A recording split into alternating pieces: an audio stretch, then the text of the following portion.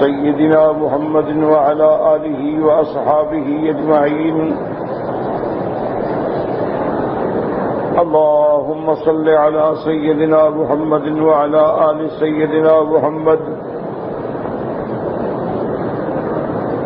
كما صليت على إبراهيم وعلى آل إبراهيم في العالمين إنك حميد مجيد. أعوذ بالله من الشيطان الرجيم. بسم الله الرحمن الرحيم. وإذ أخذنا من النبيين ميثاقهم ومنك ومن نوح وإبراهيم وموسى وعيسى ابن مريم وأخذنا منهم ميثاقا غليظا ليسأل الصادقين عن صدقهم وأعد للكافرين عذابا أليما. قال المؤلف والمفسر رحمه الله تعالى: أدام النفع بعلومه وعلومكم في الدارين آمين. إلى أن قال: وقال أبو بكر البزار حدثنا عمرو بن علي قال حدثنا أبو أحمد قال حدثنا حمزة الزيات قال حدثنا علي بن ثابت أن النبي حازم أن النبي هريرة رضي الله تعالى عنه قال: خيار ولد آدم خمسة: نوح وإبراهيم وموسى وعيسى ومحمد صلوات الله وسلامه عليهم أجمعين. وخيرهم محمد صلى الله عليه وسلم موقوف وحمزة فيه ضعف. وقد قيل إن المراد بهذا الميثاق الذي أخذ منهم حين أخرجوا في سورة الذر من صلب آدم عليه الصلاة والسلام، كما قال أبو جعفر الرازي عن الربيع بن أنس عن أبي العالية عن أبي بن كعب قال: ورفع أباهم آدم ونظر إليهم يعني ذريته وأن فيهم الغني والفقير وحسن الصورة ودون ذلك، وقال: رب لو سويت بين عبادك، وقال: إني أحببت أن أشكر. ورأى فيهم الأنبياء مثل السرج عليهم النور، وخصوا بميثاق آخر من الرسالة والنبوة، وهو الذي يقول الله تعالى: وإذا أخذنا من النبيين ميثاقهم ومنك ومن نوح وإبراهيم وموسى وعيسى ابن مريم. وهذا قول مجاهد أيضا. وقال ابن عباس: إن الميثاق والغليظ العهد. اب مفسر رحمت اللہ علیہ اللہ کے قرآن کی اس آیت پر اپنے دلائل کا ذکر فرما رہے ہیں کہ اللہ تبارک و تعالی نے انبیاء علیہم الصلاۃ والتسلیم سے میثاق اور عہد لیا. اب عہد جو ہے یہ انبیاء اور رسولوں سے لیا گیا ہے تو نص قرآنی ہے اور واضح ہے، جس میں کوئی اختلاف نہیں، کیونکہ یہ اصول ہے کہ جو مسئلہ منسوخ ہو یعنی قرآن میں آ گیا کوئی جھگڑا نہیں. حضور صلی اللہ علیہ وسلم کی حدیث ہے، صحیح ہے، معروف ہے، متواتر ہے، مشہور ہے، قطعی الدلالت ہے، قطعی الثبوت ہے، کوئی اختلاف نہیں، کوئی جھگڑا نہیں. جب حدیث آ گئی بات ختم.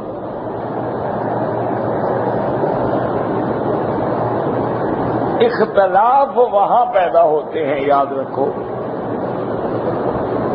کہ یا تو وہ مسئلہ منسوس نہیں ہے، نہ قرآن میں نہ حضور صلی اللہ علیہ وسلم کے فرمان۔ جب ایسا مسئلہ ہو تو پھر آدمی صحابہ کی طرف دیکھتا ہے۔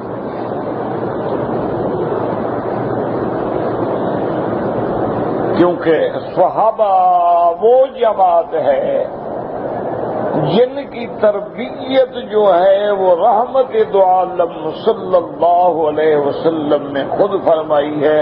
ان کی تربیت، ان کا تزکیہ، ان کا اصلاح جو ہے وہ تو فقط صحبت محمد مصطفیٰ میں ایسے ہوئے کہ سونا بن گئے۔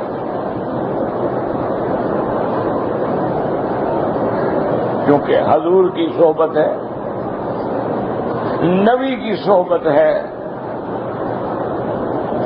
وہ تو حضور کی بس ایک نظر ہوئی، ہاتھ ملایا اور اللہ نے سارے مقامات اس کو عطا فرما دیے۔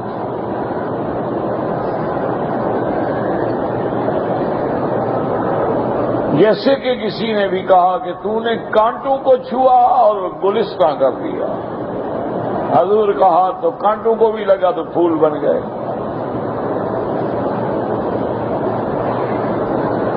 اب ایک وجہ اچھا، دوسری وجہ اختلاف کی یہ ہوتی ہے کہ حدیث موجود ہے لیکن دو حدیثیں ہیں۔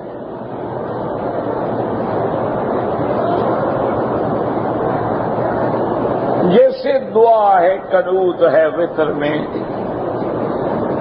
تو بعض روایات میں اللہم اہدنا فیمن ہدیت ہے، اور بعض روایات میں دوسری دعائے مبارک ہے۔ تو اب دو روایت ہیں، ایک عبداللہ ابن مسعود سے ہے، ایک عبداللہ ابن عباس، دونوں فرمان رسول ہیں۔ تو یہ اختلاف نہیں ہوتا۔ بعض علماء نے حضرت عبداللہ ابن مسعود والی روایت پہ عمل کر لیا، بعض نے ابن عباس کی روایت پہ عمل کر لیا، دونوں عمل تو حدیث پہ کر رہے ہیں۔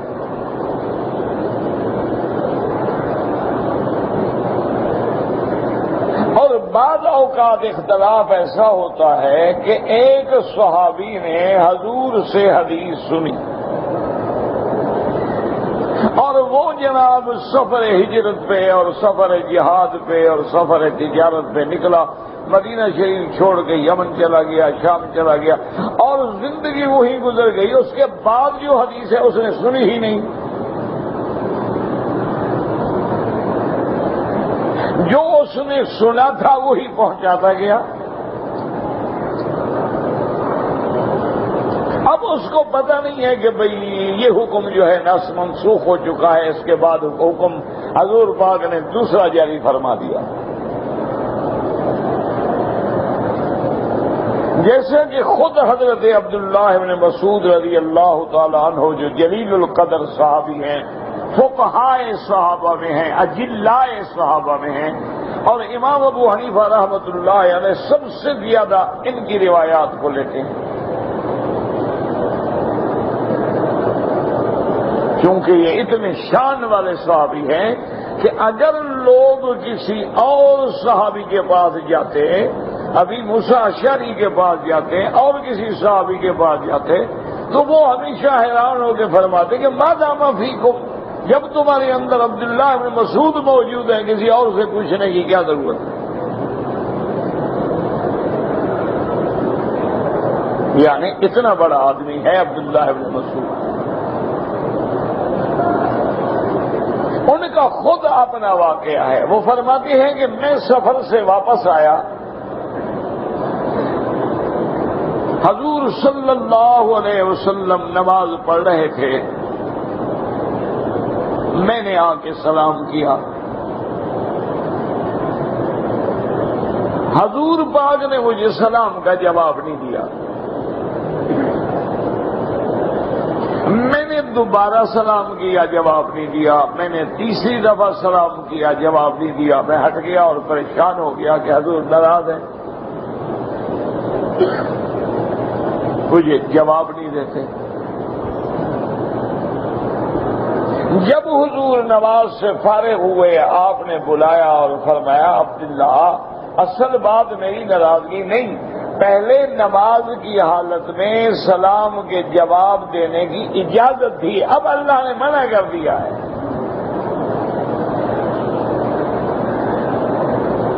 تو اب پہلی حدیث کا ان کو پتا تھا، دوسری حدیث کا پتا نہیں تھا۔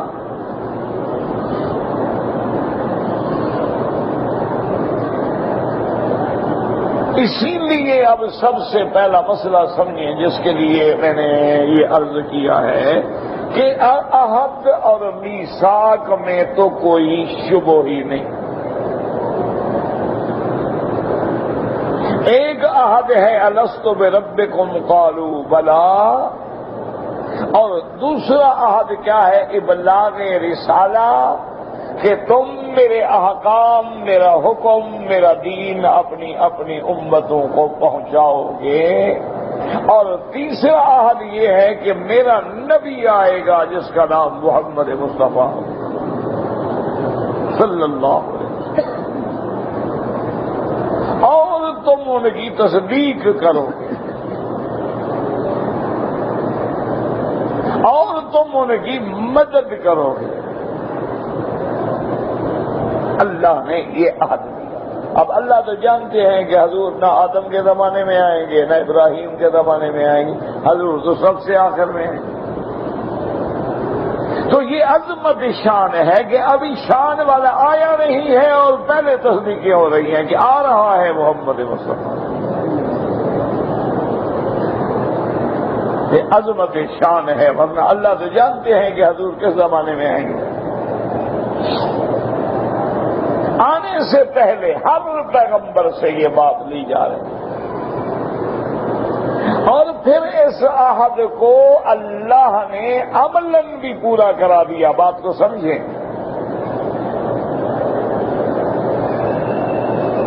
کہ اللہ نے تمام انبیاء کو لیلۃ الاسراء والمعراج میں مسجد اقصی میں اکٹھا کر کے حضور صلی اللہ علیہ وسلم کو مصلی پہ کھڑا کر کے امام بنا کے سب انبیاء نے آپ کی اقتداء میں نماز پڑھ لی، تو آپ کی تصدیق بھی ہو گئی، آپ کی نصرت بھی ہو گئی کہ سب انبیاء نے آپ کو بڑا بنایا۔ تو اللہ نے جو عہد لیا تھا وہ عہد پورا ہو۔ یہ دو باتیں تو ایسی ہیں جن میں کوئی اختلاف نہیں۔ اب تیسری بات ہے کہ یہ عہد کب لیا گیا؟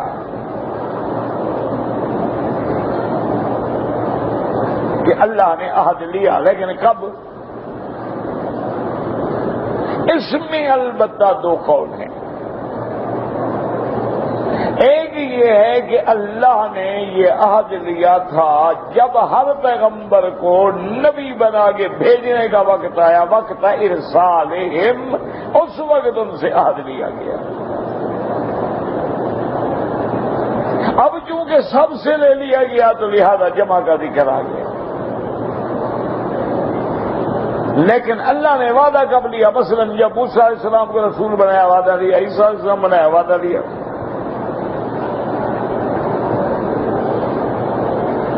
اور بعض علماء فرماتے ہیں کہ نہیں، یہ عہد اس وقت لیا جب اللہ نے آدم علیہ السلام کی صلب سے ان کی ذریت کو نکالا اپنی قدرت سے، اور ان کی مثال ایسی تھی جیسے کوئی چھوٹے سے ذرے ہوتے ہیں، یا بالکل کوئی چیونٹی سے بھی چھوٹی چیز ہوتی ہے۔ اس وقت اللہ نے عہد لیا۔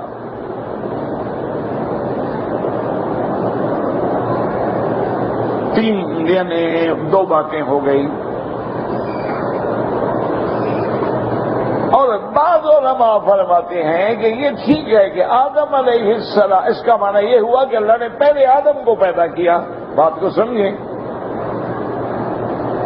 پھر آدم کی پشت سے نکالا گیا نا۔ اگر آدم ہی نہ ہو تو پشت سے کیا نکالا گیا؟ پہلے تو اللہ نے آدم کو پیدا کیا۔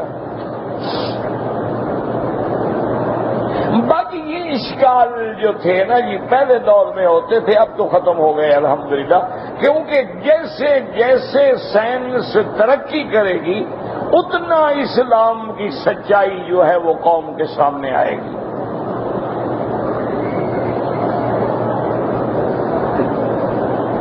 جتنا سائنس آگے بڑھتی جائے، اسی لیے اللہ فرماتے ہیں نا علم الانسان ما لم یعلم، ہم نے انسان کو وہ چیزیں سکھائی ہیں جو نہیں جانتا۔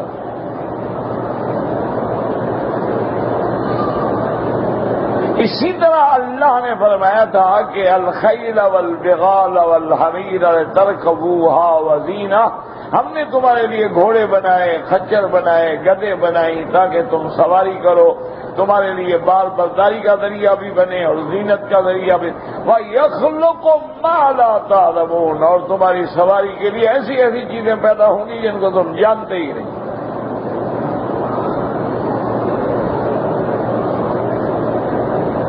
اب پہلے اشکال ہوتے تھے کہ جی ایک صلب آدم سے آخر تمام قیامت تک جو اولاد ہونی ہے ان کی ذریت کو کیسے نکالا گیا؟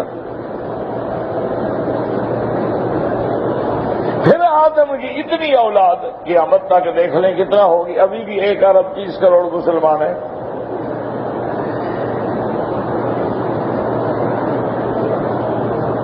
تو حضرت آدم سے لے کر قیامت تک کتنے بنیں گے اللہ عالم۔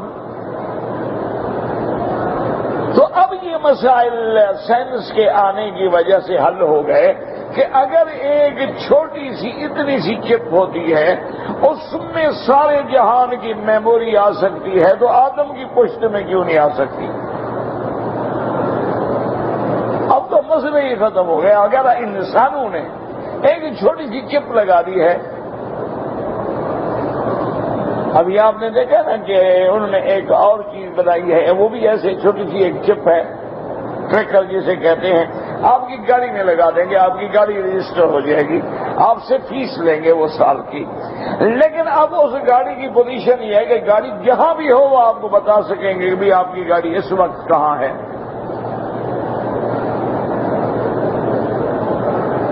اور جب چاہیں گاڑی بند ہو جائے گی، آپ سے گاڑی چوری ہوگی، آپ نے فون کیا اور نے گاڑی بند کر دی۔ اب الٹے ہو جائیں، گاڑی نہیں چل سکتی، توڑ ڈالیں الگ بات ہے، ورنہ چور چھوڑ کے بھاگے گا، یہ الگ بات ہے کہ اب اینٹیں لے کے توڑ دیں۔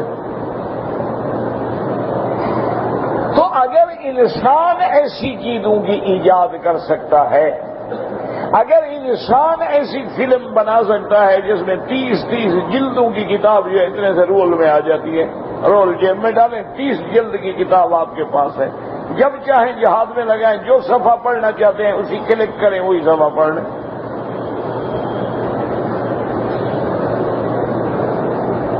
تو اللہ جو خالق انسان ہے وہ کیسے نہیں بنا سکتا؟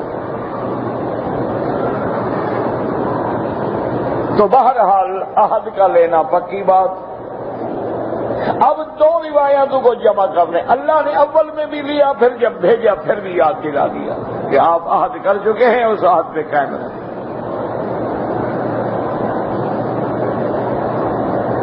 اب تیسرا مسئلہ جس پہ کل میں نے عرض کیا تھا کہ حدیث مبارک میں آ جاتا ہے کہ جیسے اس حدیث میں آیا کہ اولاد آدم میں سب سے افضل جو ہے وہ 5 ہے،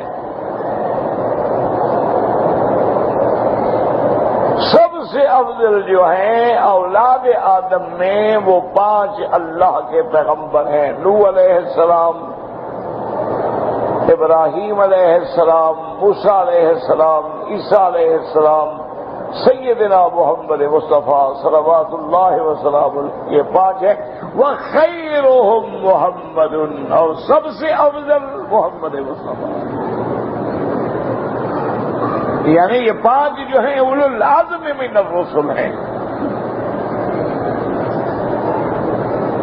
لیکن ان 5 میں بھی سب سے افضل جو ہیں وہ حضرت محمد مصطفیٰ۔ اور قرآن میں غور کریں، دیکھیں اللہ کی شان دیکھیں، اللہ اکبر۔ اللہ سے دعا بھی کرتے رہیں اللہ ہمیں حضور کی محبت نصیب فرما دے، اللہ ہمیں اپنے پیارے نبی کی محبت نصیب فرما دے، آپ کے صحابہ اہل بیت اولیاء کرام کی محبت نصیب فرما دے، علماء محدثین فقہا کی محبت نصیب فرما۔ شان دیکھیں محمد مصطفیٰ کی، اللہ نے کیسے قرآن میں ذرا غور کریں نا، قرآن جب پڑھا کرو نا ذرا غور کیا کرو۔ اور جو میرے بھائی ترجمہ پڑھے ہوئے نہیں ہیں نا وہ بھی لفظوں پہ غور کیا کریں۔ اسی لیے حضور نے فرمایا قرآن کو ایسے نہ پڑھا کرو جیسے اس طرح سے بال کٹتے ہیں کہ اس طرح پھر گیا اور بال کرتے گئے یہ اس لیے تو قرآن پڑھا نہیں ہے۔ سوار کے قرآن پڑھیں، اور جب سوار کے پڑھو گے تو قرآن ہے وہ سینے میں کیسے نہیں اترے گا۔ دیکھو نا ایک اچھا شاعر شعر پڑھتا ہے لوگ جھوم جاتے ہیں، قرآن آئے تو پھر ایک بات ہے کہ آدمی جھوم نہ جائے۔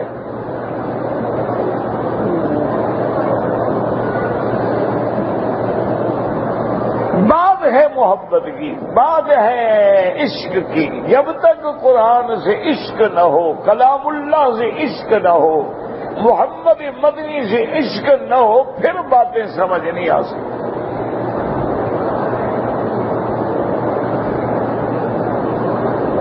دیکھا نہیں ہے بعض لوگ کسی گانے والے کو پسند کرتے ہیں، بس ریکارڈ لگا کے بیٹھے ہیں، محو ہیں، بے ہوش ہیں، سن رہے ہیں بار بار روزانہ سن رہے ہیں، دل نہیں بھرتا۔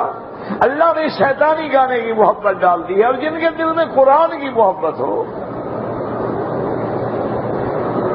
اس لیے اب قرآن پہ غور کریں۔ دیکھیں شان مصطفیٰ کہ اول میں بھی میرے نبی کا ذکر ہے، وَإِذْ أَخَذْنَا مِنَ النَّبِيِّينَ مِيثَاقَهُمْ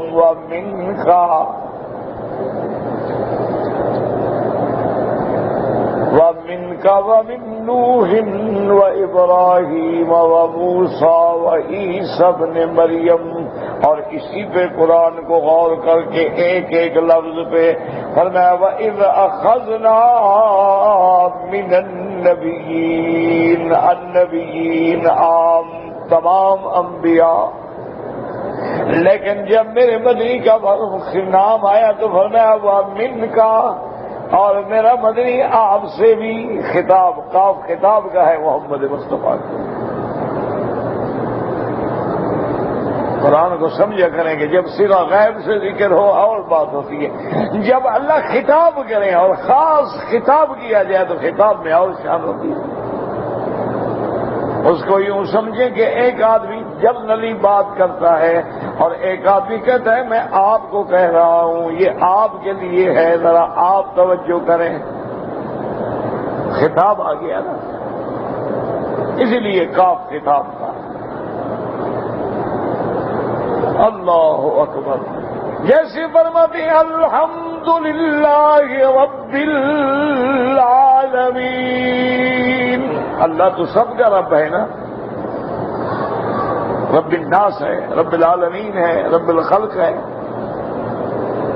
لیکن وہ شان الگ ہے جب اللہ فرماتے ہیں فلا وربک، ایسا ہرگز نہیں ہو سکتا مجھے محمد مصطفیٰ تیرے رب کی قسم۔ حضور تو سب کے، اللہ تو سب کا رب ہے۔ بس اسی کو سمجھا کرو کہ قرآن کا اسلوب کیا ہے، انداز کیا ہے۔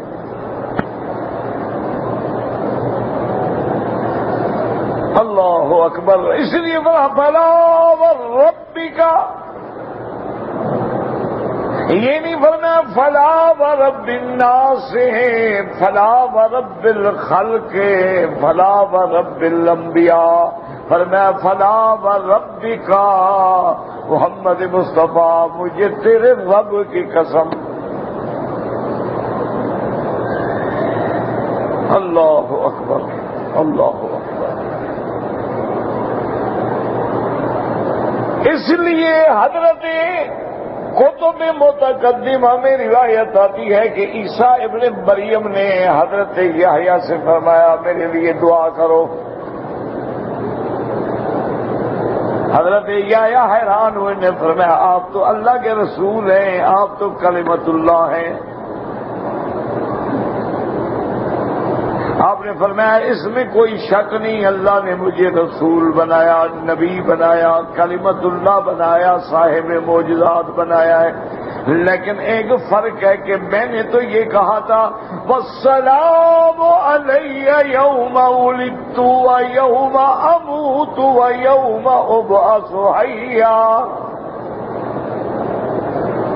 میں نے یہ کہا تھا مجھ پہ سلامتی ہو اس دن جس دن میں پیدا ہوا، جس دن موت آئے، جس دن دوبارہ اٹھایا جاؤں، یہ سلامتی میں نے مانگی، اور تیری شان یہ ہے کہ تجھ پہ اللہ نے فرمایا وسلام علیہ یوم ولد ویوم یموت ویوم یبعث حیا، اللہ نے فرمایا اس پہ سلامتی ہو جس دن پیدا ہو، یہاں میں نے مانگی وہاں خود خدا نے بھیجی، فرق ہے نا دونوں۔ اس کی اور مثال آسانی کے لیے سمجھ لیں، اللہ کرے سمجھ آ جائے، اللہ مجھے بھی سمجھانے کی توفیق دے۔ اللہ اکبر، ایک آدمی ہو نا، آپ پوچھیں بھئی آپ کون ہیں، وہ کہے جناب میں بادشاہ کا نوکر ہوں، خاص نوکر ہوں جو ان کے خاص کمرے کے اندر جاتا ہے، انا عبد للملک، میں عبد ہوں بادشاہ کا، یہ بھی بڑی بات ہے، لیکن اس کی شان کیا ہوگی ملازمین میں سے جس کے بارے میں بادشاہ کہے کہ یہ میرا ملازم ہے؟ حالانکہ بات ایک ہے، لیکن یہاں ملازم کہتا ہے کہ میں بادشاہ، وہاں بادشاہ کہتا ہے چھوڑو بھائی یہ تو میرا آدمی ہے، میرا ملازم ہے۔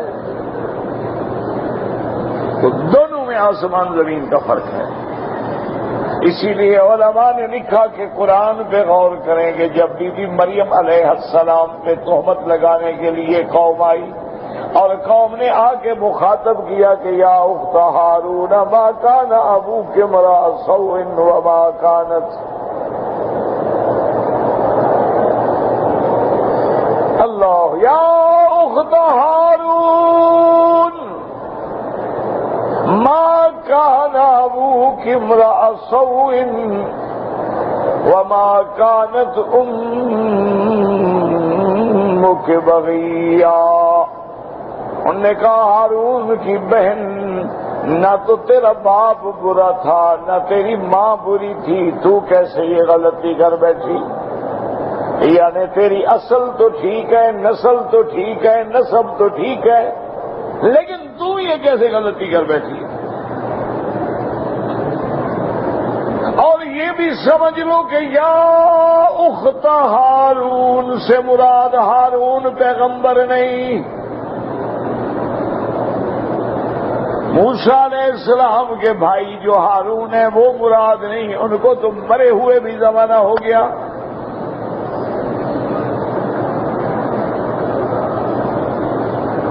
موسیٰ اور عیسیٰ علیہ السلام کے درمیان میں تو 600 سال کا فرق ہے،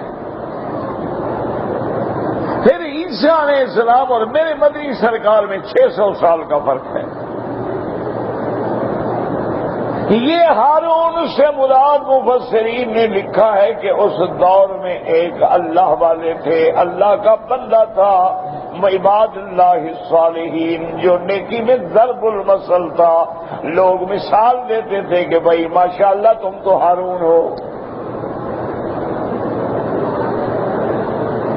یہ نبی ہارون مراد نہیں ہے، وہ تو گزر گیا زمانہ ہو۔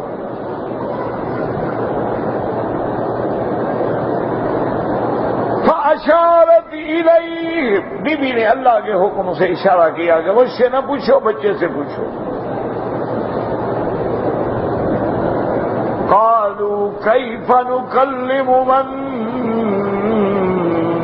کان فی المہد صبیا، قوم بول پڑی کہنے لگی کیا کہتی ہو بی بی مریم، یہ بچہ جو اپنے جھولے میں ہے، جس کی پیدائش پہ چند دن گزرے ہیں، یہ کیسے بولے گا، یہ کیا بتائے گا؟ تم کیوں نہیں بولتی ہو؟ ادھر اشارے کر رہی ہو۔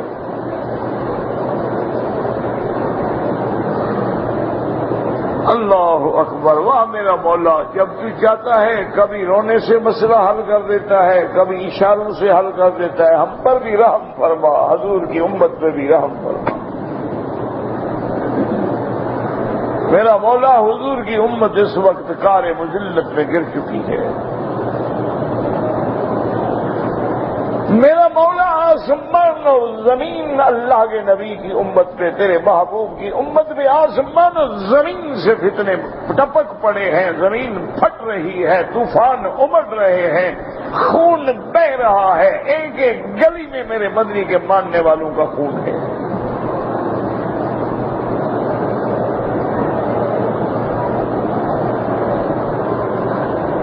اللہ اکبر، میرا مولا رحم فرما دے۔ جب آپ چاہتے ہیں تو کبھی ایک رونے سے مسئلہ، بچہ پیدا ہوتا ہے، نہ بول سکتا ہے، نہ چل سکتا ہے، نہ پکڑ سکتا ہے، نہ مانگ سکتا ہے، نہ کر سکتا ہے مجھے بھوک لگی ہے، اللہ نے فرمایا فکر نہ کرو، ہم تمہیں رونے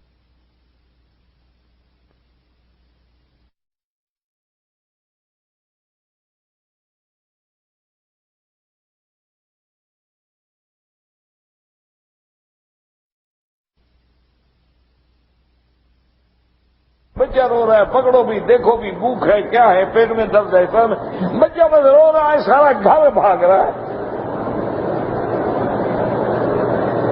اسی لیے اولیاء اللہ رکھتے ہیں کہ جب تک تم بھی رونا نہیں سیکھو گے، آگے جنت کا مسئلہ بھی حل نہیں ہوگا۔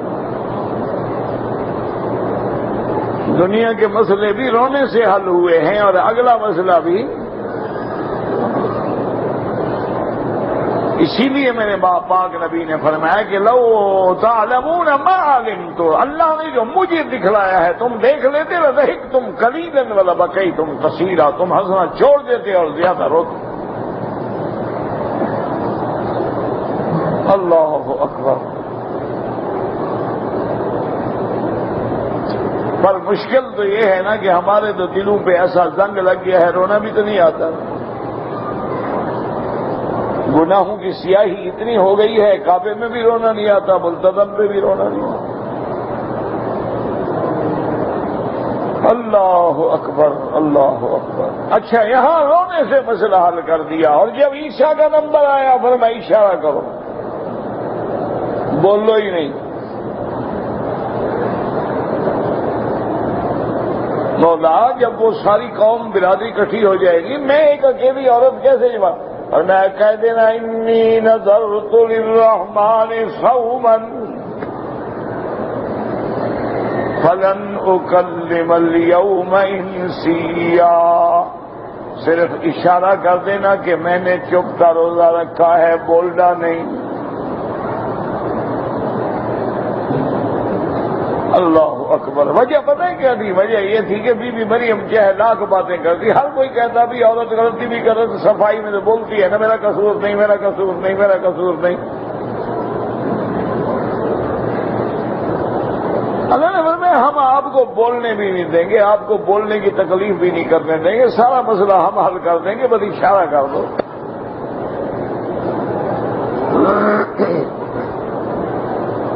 جب اشارہ کر دیا حضرت عیسیٰ علیہ السلام کیا کہتے ہیں؟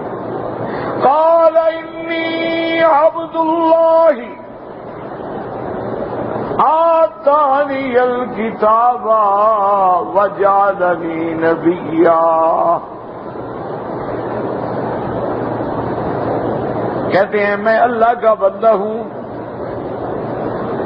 حضرت عیسیٰ کیا فرما رہے؟ کس کے بندے ہیں؟ ہاں جی، یہ تو مسلمان ہیں نا، یہ اللہ کے بندے بھی نہیں بنتے، کبھی عبد النبی بنتے ہیں، کبھی عبد المصطفیٰ بنتے ہیں، کبھی پیروں کے بندے بنتے ہیں، کبھی فقیروں کے بندے بنتے ہیں۔ نام کیا ہے جی؟ فقیر بخش، اس کو فقیر نے بخشا ہے۔ فقیر کی گودڑی میں روٹی نہیں ہے، بچے بخش رہا ہے، عقل ہے؟ آٹا مانگنے کے لیے آیا ہے، بچے بخش رہا ہے۔ یہ کون ہے جی؟ یہ حسین بخش ہے، اس کو حضرت حسین نے بخشا، اپنے شہید کرا دیے کربلا میں، اس کو بچے دے رہا ہے۔ کوئی عقل بھی ہے یا پاگل ہو گئی ہے قوم؟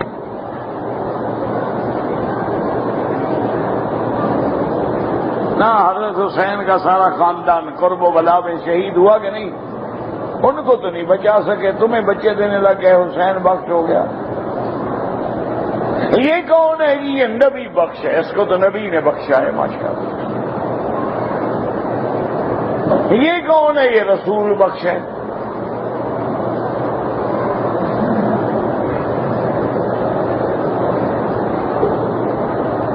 یہ کون ہے؟ انہوں نے کہا جی یہ پیراں دیتا ہے، پیر بخش ہے۔ یہ پیروں نے دیا، اللہ نے نہیں دیا۔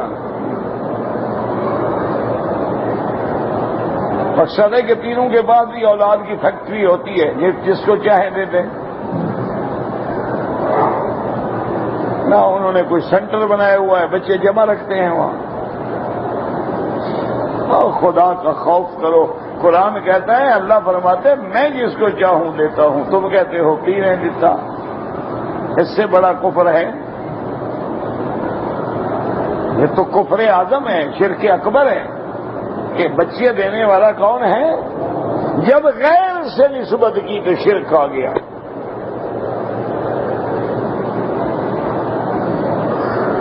اس لیے اب دیکھیں نبی ہے لیکن کیا قال انی عبد اللہ آتانی الکتاب وجعلنی نبیا۔ کہتے ہیں لوگوں میں اللہ کا بندہ ہوں، اور صرف عام بندہ نہیں بلکہ شان والا بندہ جس کو اللہ نے کتاب بھی دی، نبوت بھی دی۔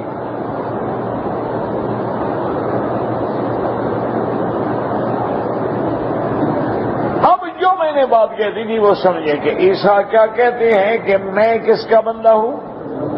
انی عبد اللہ۔ اور جب میرے نبی کا نمبر آیا اللہ فرماتے ہیں وَأَنَّهُ لَمَّا قَامَ عَبْدُ اللَّهِ۔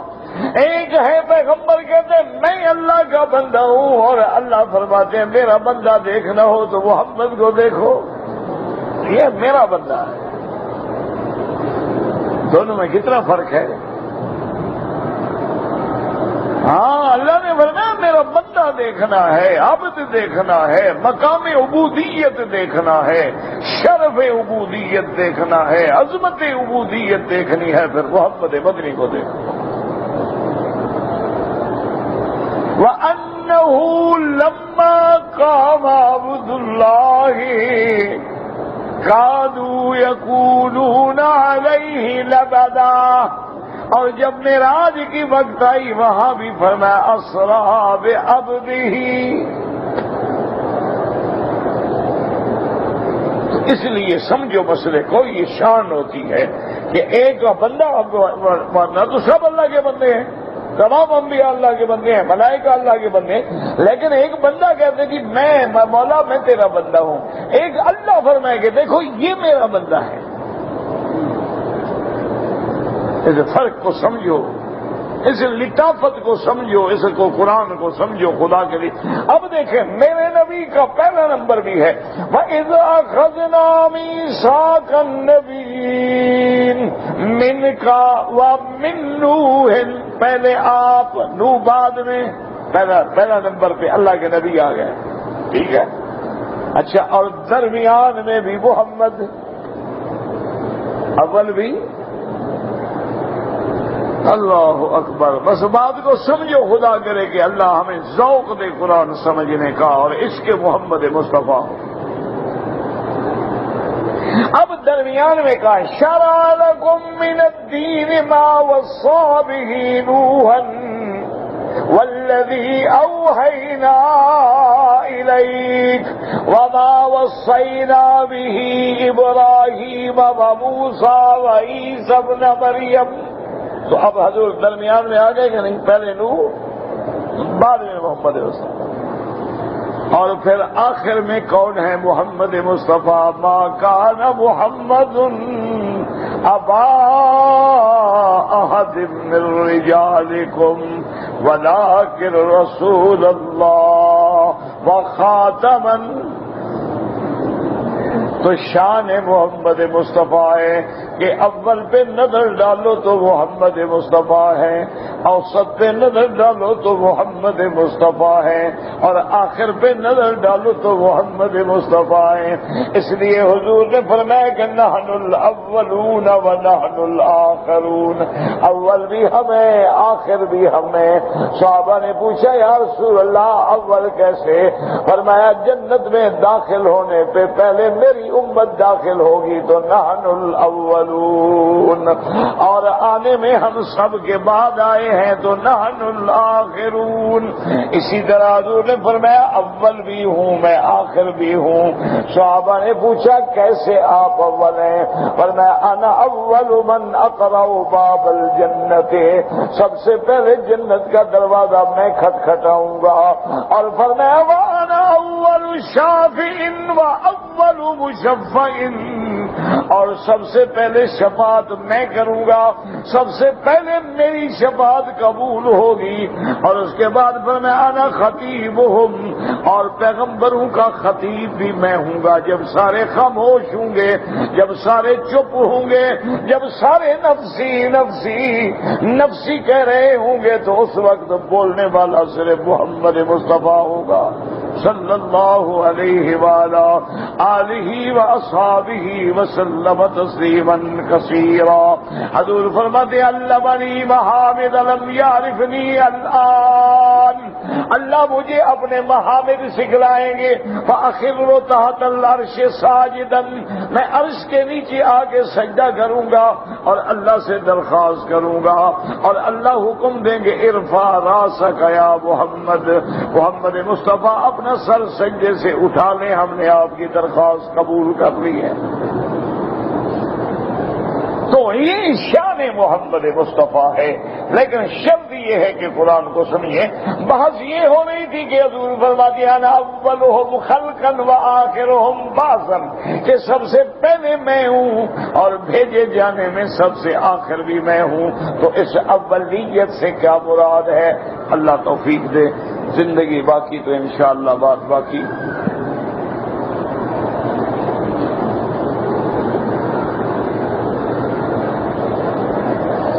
میرا بھائی اگر کسی انسان نے کہا ہے کہ میرا عمرہ کرو، پھر فقہا فرماتے ہیں کہ اس کے نام کا عمرہ آپ کر سکتے ہیں، اور اگر نہ بھی کہا ہو نا، آپ عمرہ اپنے لیے کر لو، اپنی نیت کرو، عمرہ اپنے لیے کرو، جب ختم کرو دعا مانگ لو کہ اللہ اس کا ثواب فلاں کو دے دو۔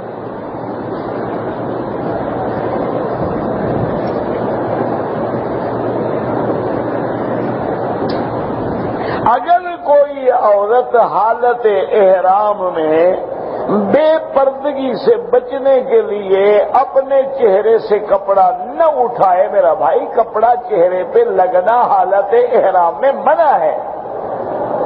اس انداز میں کپڑا ڈال لے کہ پردہ بھی رہے اور چہرے کو بھی نہ لگے۔ گھونگھٹ کھینچنے ہمارے ہاں عام نہیں ہوتا دیہاتوں میں، لڑکیاں گھونگھٹ کھینچ لیتی ہیں، پردہ بھی ہو جاتا ہے، چہرے کو بھی نہیں لگتا۔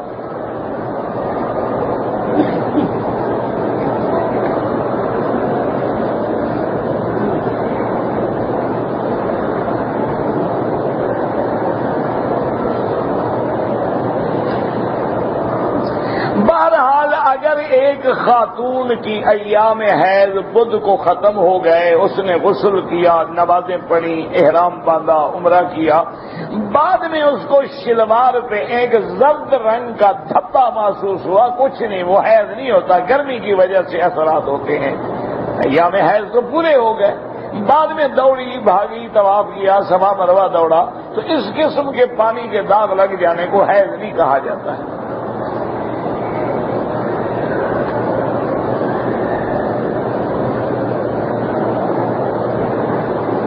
میرے بیٹے نے اپنی بیوی کو اسٹامپ پیپر کورٹ سے خریدا اور طلاق لکھ کے دے دیا، دستخط بھی کر دیے، غصے کی عالم میں طلاق ہو گئی۔ بہرحال طلاق ایسی بلا ہے، غصہ ہو، مذاق ہو، کھیل ہو، سب ہو جاتی ہے۔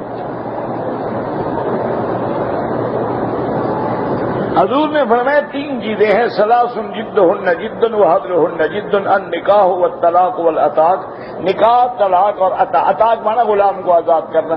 ایک آدمی ہنسی مذاق میں بھی کہہ دے کہ جی میں نے اپنی بیٹی تمہیں دی، اس نے کہا میں نے قبول کیا، نکاح ہو گیا۔ وہ کہ میں تو مذاق کر رہا تھا۔ اچھا تم لوگ پوری زندگی کے سودے میں مذاق کرتے ہو؟ ایک عورت کی زندگی کا سودا ہو رہا ہے تو مذاق کر رہے تھے۔ جیسے ڈرامے میں خاوند میاں بیوی بن جاتے ہیں، شمع طلاق ہو جاتی ہے پکی، فلم چلے نہ چلے بیوی گئی۔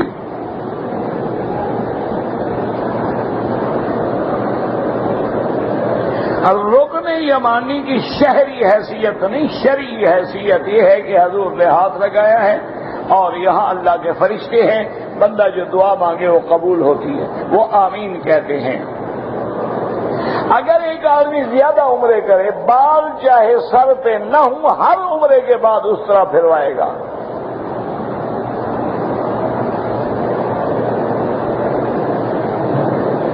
کہتے جی کہ ہر مسلک کا امام درس میں کہتا ہے کہ قرآن و سنت کا پابند بالکل پابند ہے، جو باطل فرقے ہیں وہ پابند نہیں ہیں، ان کے عمل سے دیکھا جائے گا۔ مثلا قرآن کہتا ہے اللہ کے سوا کسی کو سجدہ کرو یا نہ کرو، وہ قبر پہ سجدہ کرتا ہے تو یہ تو قرآن سنت کا پابند نہیں ہے نا۔ ایک سیدھی سی اللہ فرماتے ہیں مما اہل بہ لغیر اللہ، جو غیر اللہ کے نام پہ چیز ذبح کی جائے یا چڑھاوا چڑھایا جائے وہ حرام ہے۔ اگر یہ قبروں پہ جا کے نظریں چڑھاتا ہے تو یہ تو قرآن و سنت کا پابند نہیں ہے نا۔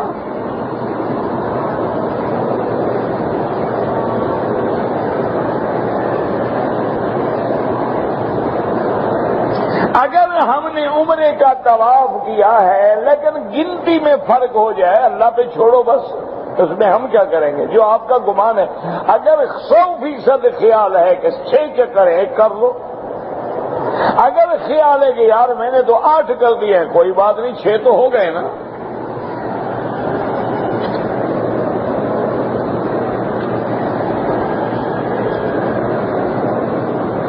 یہودی عورت نے حضور پاک پہ جادو کیا تھا، بالکل کیا تھا۔ لبید ابن عاصم یہودی کی بیٹیاں تھیں، انہوں نے جادو کیا لیکن وہ جادو اثر نہ کر سکا۔ پھر لبید ابن العاصم بدبخت نے خود جادو کیا جس کا حضور پہ اثر ہوا۔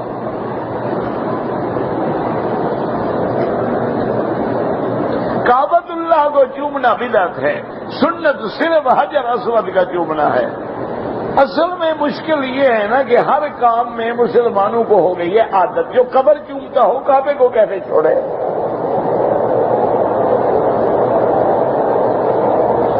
نہ کرے آدمی، عادت ہے نا جی، قبر پہ بوسا، مزار پہ بوسا، قبر کے غلاف پہ بوسا، پیر کی چوکھٹ پہ بوسا، پیر کے پاؤں پہ بوسا، ہر جگہ وہ بیچارہ چومنے چاٹنے کا عادی جو ہو چکا ہے۔ یہاں جب اللہ کا گھر نظر آتا ہے وہ کیا کرے گا؟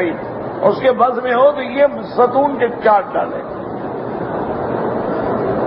بہرحال ماں سوائے زمزم حجر اسود کے بوسا دینے کے، اگر بوسا سنت ہوتا سب سے پہلے محمد مصطفیٰ نے، حضور پاک نے حجر اسود پہ دیا ہے، باقی جگہ کیوں نہیں دیا؟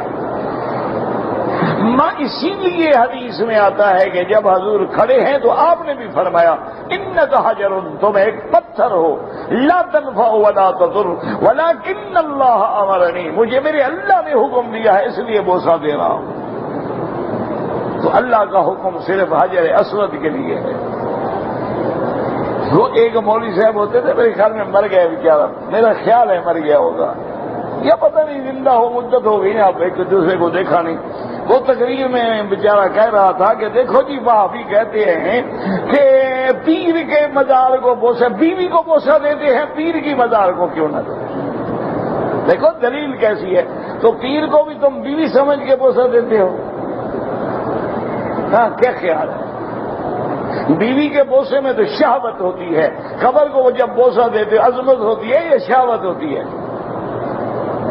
اگر عظمت ہوتی ہے تو اللہ کے سوا جائز نہیں۔ بس مارتے رہتی ہیں لوگوں کو دھوکہ دینے کے لیے بیچارے، آگے لوگ بڑے کہ سبحان اللہ، دیکھو جی حضرت نے کیسے مسئلہ سمجھایا۔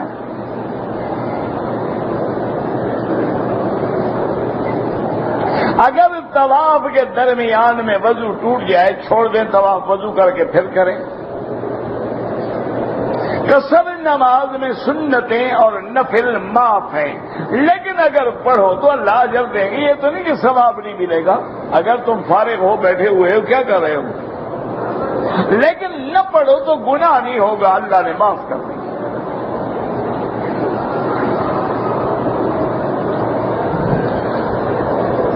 اگر وضو ٹوٹنے کی بیماری ہے تو ہر نماز کے لیے نیا وضو کرے۔ غیر محرم سے عورت غیر محرم سے ہاتھ سر پہ پھروانا بالکل ناجائز ہے۔ قرآن پڑھ کے بھول جائیں تو کیا کریں، توبہ کریں اور دوبارہ یاد کرنے کی کوشش کریں۔ لگے رہو نہ یاد ہو، تم تو گناہ سے بچ جاؤ گے نا۔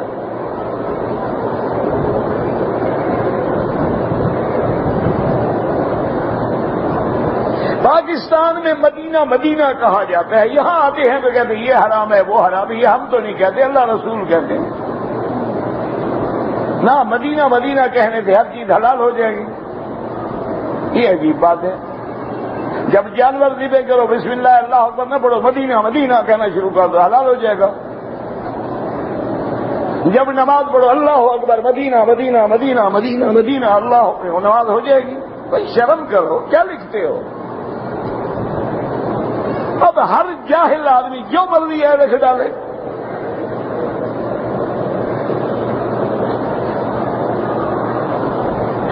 اللہ نے بیان الحلال بین والحرام بین وبینہما امور متشابہات۔ کیسے یقین ہو کہ یہ قرآن اللہ کا کلام ہے؟ اس جیسا بنا کے دکھا دو، بنا دو تو یہ اللہ کا نہیں ہے، نہ بنا سکو تو اللہ کا ہے۔ کھری سی بات ہے، ابھی اگر یہ اللہ کا کلام نہیں تو بندے کا ہے نا، تم بھی بندے ہو، بناؤ۔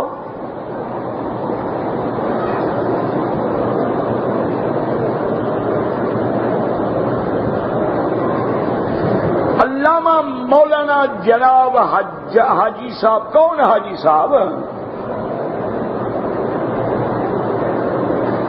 تمام شافعی حنفی مالکی حنبلی ایک ہیں، غلط الگ نہیں ہیں۔ یہ حرم کے کتنے دروازے ہیں؟ جو بھی اندر آ رہا ہے آ تو کعبے میں رہا ہے نا۔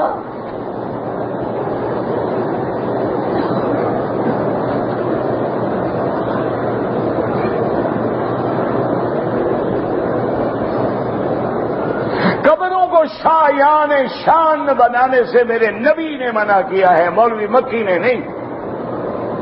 آپ نے فرمایا قبر پہ پکی اینٹ لگانا حرام ہے، چونا لگانا حرام ہے، کمرہ بنانا حرام ہے، گنبد بنانا حرام ہے، اور اسی لیے نبی پہلے حج پہ نہیں آئے۔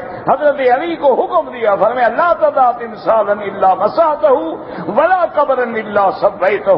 تم جاؤ پہلے مکے میں، جہاں صورت دیکھو، تصویر دیکھو، بت دیکھو، مٹا دو، اور جو قبر اونچی دیکھو گرا دو۔ یہ حکم محمد مصطفیٰ کا ہے، ہمارا نہیں ہے۔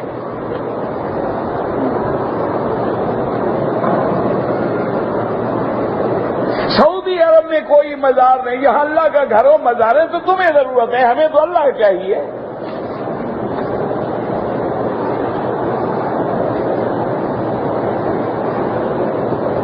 مومن مسلم سب ایک ہیں انشاءاللہ۔ میری بھانجی بھتیجی بیمار ہے، اللہ ہر بیمار پہ رحم فرمائے، شفا عطا فرمائے۔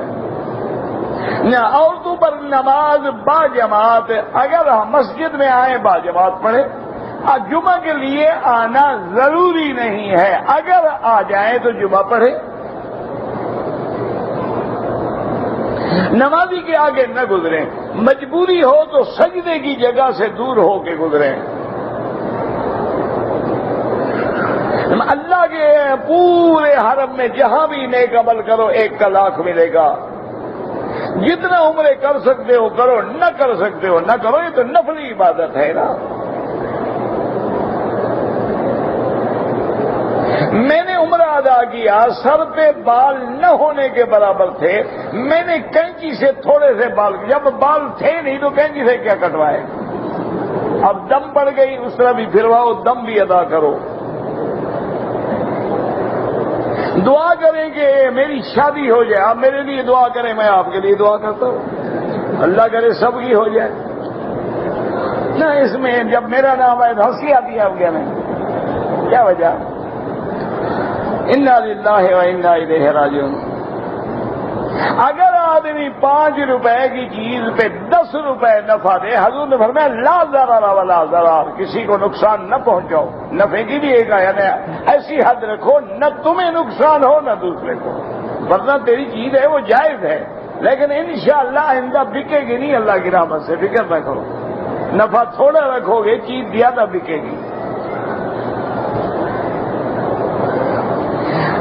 امام احمد ابن حنبل کے نزدیک جراب پہ مسح جائز ہے، امام ابو حنیفہ فرماتے ہیں اگر موزے ہوں چمڑے کے اس پہ جائز ہے۔ سنت مؤکدہ جو حضور نے کبھی نہیں چھوڑی، غیر مؤکدہ کبھی پڑھی کبھی چھوڑ دی۔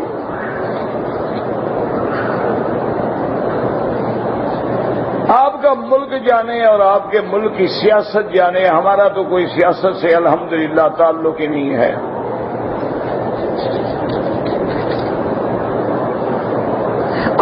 اپنے مرد کے سر پہ سفٹی پھیر کے بال کاٹ سے وہ ہمیشہ پھیرتی رہتی ہے، تو عمرے کے بعد پھیرتی تو کیا ہو گیا؟